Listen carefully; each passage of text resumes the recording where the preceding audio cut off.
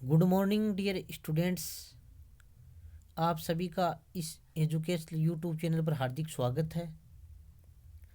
प्यारे विद्यार्थियों, पिछले वीडियो में हमने शुंग काल के बारे में पढ़ा था और आज इस वीडियो में हम सातवाहन वंश के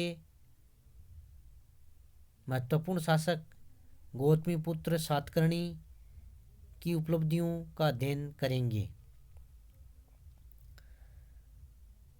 जैसा कि मैंने आपको बताया है कि मौर्योत्तर काल में शुंग, सातवाहन और कुषाण महत्वपूर्ण राजवंश थे।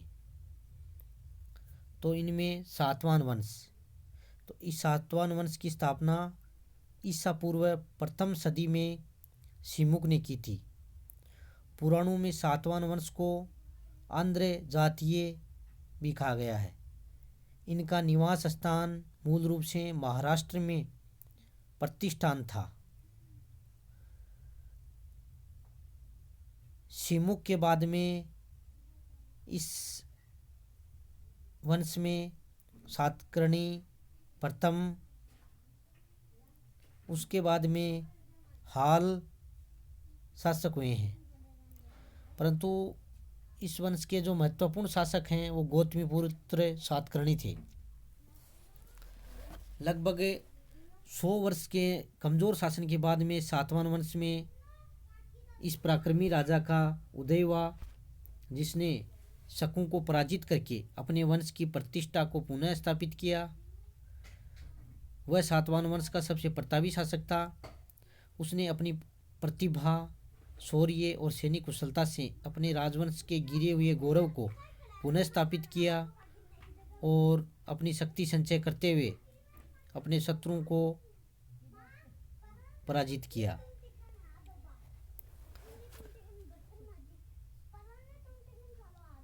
इसका महत्वपूर्ण जो गौतमीपुत्र सातकर्णी है उसकी उपलब्धियों के बारे में जानकारी हमें नासिक अभिलेख से प्राप्त होती है।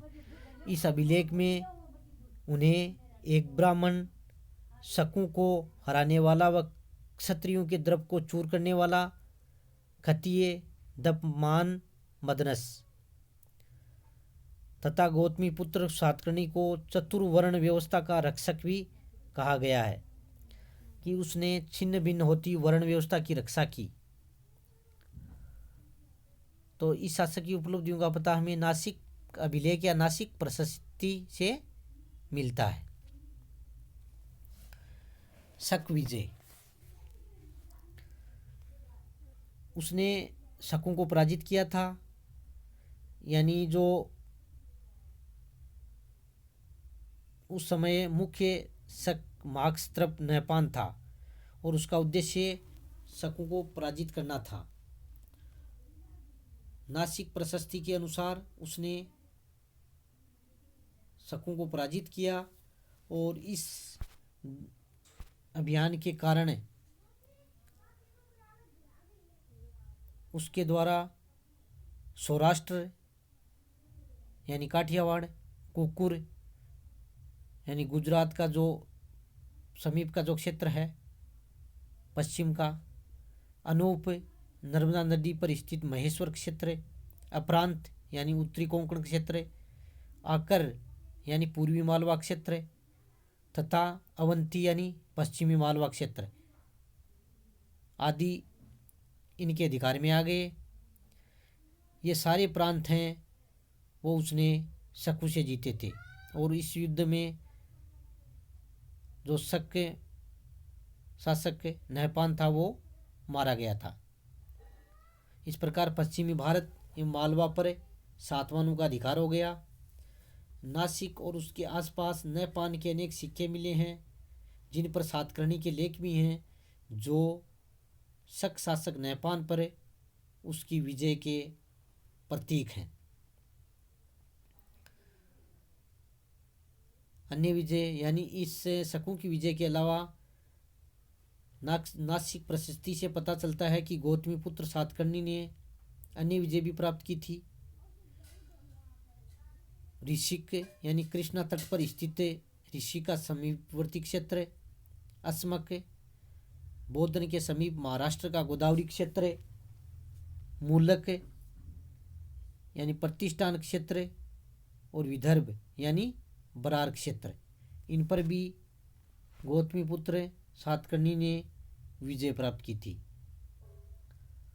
साम्राज्य विस्तार। इन विजयों के परिणाम स्वरूप उनका साम्राज्य दक्षिण में कृष्णा नदी से लेकर उत्तर में सौराष्ट्र तथा मालवा तक और पूर्व में विदर्भ से लेकर पश्चिम में कोंकण तक फैल गया था। उसके साम्राज्य में दक्षिणापथ के 2 प्रदेश दक्षिण कोंकण और आंध्र देश सम्मिलित नहीं थे। इसके अलावा जो क्षेत्र था उस पर सातकर्णी का सीधा शासन था। त्रावणकोर, पूर्वी घाट और पश्चिमी घाट पर भी उसका राजनीतिक प्रभुत्व स्थापित हो चुका था। व्यक्तित्व। नासिक प्रशस्ति गौतमीपुत्र सातकर्णी की वीरता तथा विजयों के अतिरिक्त उसके व्यक्तित्व के बारे में भी महत्वपूर्ण जानकारी देती है। इस परिस्थिति में उसे युद्ध में पराजित न होने वाला शासक बताया गया है। वह अत्यंत दयालु था और अपने शत्रुओं के प्रति हिंसा करने में उसे रुचि न थी। वह प्रजा से न्याय सम्मत कर लेने वाला, प्रजा के दुख में सहानुभूति रखने वाला शासक था। वह अद्वितीय धनुर्धर, योद्धा, सेनापति तथा ब्राह्मणों का एकमात्र संरक्षक था, ऐसा उसमें कहा गया है। उसने ब्राह्मण धर्म की वर्ण व्यवस्था को पुनः स्थापित करने का प्रयास किया